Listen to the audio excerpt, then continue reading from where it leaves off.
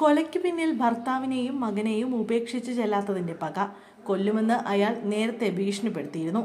കഠിനംകുളത്ത് വെഞ്ഞാറമൂട് സ്വദേശിനിയായ ആതിരയെ കഴുത്തിൽ കുത്തേറ്റ് മരിച്ച നിലയിൽ കണ്ടെത്തിയ സംഭവത്തിൽ കൂടുതൽ വിവരങ്ങൾ പുറത്ത്.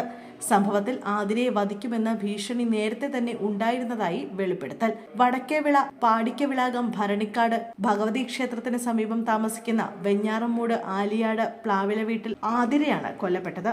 സമൂഹ മാധ്യമത്തിലൂടെ പരിചയപ്പെട്ടയാൾ തന്നെ വധിക്കുമെന്ന് ഭീഷണിപ്പെടുത്തിയിരുന്നതായി ഭർത്താവ് രാജീവിനോട് തിങ്കളാഴ്ച ആതിര പറഞ്ഞിരുന്നു.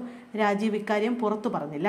ആതിര കൊല്ലപ്പെട്ട ശേഷമാണ് രാജീവ് ക്ഷേത്ര ഭാരവാഹികളിൽ ചിലരോടും പോലീസിനോടും ഇക്കാര്യം പറഞ്ഞത്. ഇത് പുറത്തു പറഞ്ഞാൽ ജീവനെടുക്കുമെന്ന് ആതിര പറഞ്ഞതിനാലാണ് നേരത്തെ ആരെയും അറിയിക്കാത്തതെന്നും രാജീവ് വ്യക്തമാക്കി.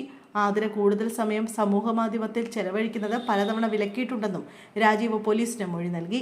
ആതിര സമൂഹ മാധ്യമത്തിലൂടെ പരിചയപ്പെട്ടുവെന്ന് കരുതുന്ന എറണാകുളം സ്വദേശിക്കായി തിരച്ചിൽ ആരംഭിച്ചു.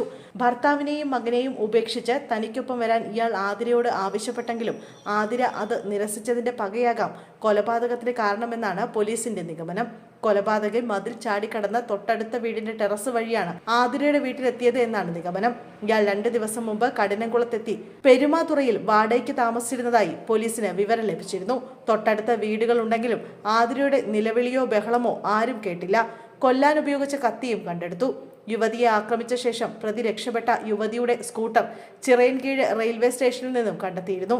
പ്രതിയെക്കുറിച്ച് അന്വേഷണം നടക്കുന്നതിനിടെ വൈകുന്നേരത്തോടെയാണ് ചിറയൻകീഴ് റെയിൽവേ സ്റ്റേഷനിൽ ടിക്കറ്റ് കൗണ്ടറിന് സമീപത്തു നിന്നും അന്വേഷണ സംഘം സ്കൂട്ടർ കണ്ടെത്തിയത്. കൊലയ്ക്ക് ശേഷം വീട്ടിലുണ്ടായിരുന്ന സ്കൂട്ടറുമായാണ് പ്രതി രക്ഷപ്പെട്ടത്. പ്രതി ട്രെയിനിൽ രക്ഷപ്പെട്ടെന്നാണ് പോലീസ് നിഗമനം. പെരുമാതുറയിൽ ഇയാൾ താമസിച്ചിരുന്ന വീടും പോലീസ് കണ്ടെത്തിയിരുന്നു. അവിടെ നിന്നും തിങ്കളാഴ്ച വൈകുന്നേരമാണ് ഇയാൾ പുറത്തുപോയത്. എന്നാൽ മടങ്ങിയെത്തിയിട്ടില്ല എന്നാണ് വിവരം.